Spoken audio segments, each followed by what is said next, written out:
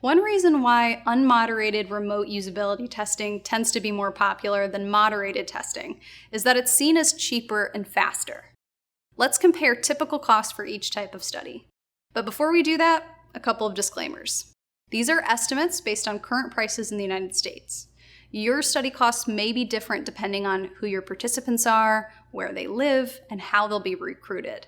Also, the prices for necessary testing tools like unmoderated platforms can vary widely. Additionally, these estimates assume that a research practice is already established in your organization. Expect a study to take longer than my estimates if stakeholders have to be convinced that research is needed, clear goals haven't been defined, researchers need to learn the tools, or participants are difficult to find or schedule. Finally, note that these are rough estimates for a typical 5-participant qualitative study. If you run a different variation of testing, like quantitative usability testing, you'll have different costs.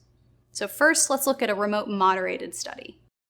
Because these time and monetary costs can vary so widely, I've outlined 2 estimates, high and low, for each version of testing. Expect a remote moderated study to cost anywhere from around $400 to $1,600 US, and to take anywhere from 32 to 48 hours of researcher time.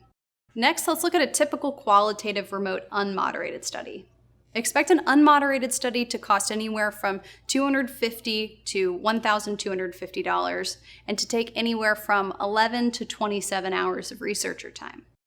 Based on these rough estimates, you might expect an unmoderated study to cost anywhere from 20 to 40% less than a moderated equivalent. Your researchers might also save around 20 hours of time.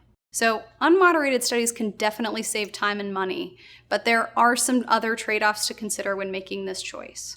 We often find that unmoderated studies have a higher risk of cheaters or professional participants who might have to be removed from your study in the analysis phase. For that reason, we often over-recruit for these studies by about 10% to be safe. So you might want to run 6 participants instead of 5. Also, in unmoderated testing, researchers save time in the sense that they don't have to run the sessions, but they should still be watching the video recordings of those sessions to analyze them. So you might find that whatever time you saved in conducting the sessions will be shifted into the analysis phase of the project. Also, most unmoderated platforms limit sessions to around 20 to 30 minutes.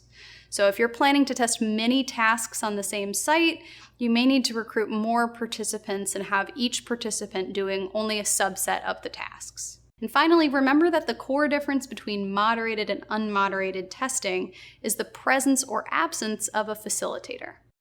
A facilitated session often results in more focused sessions and more insights than an unfacilitated one, and that's something that you might miss in unmoderated testing.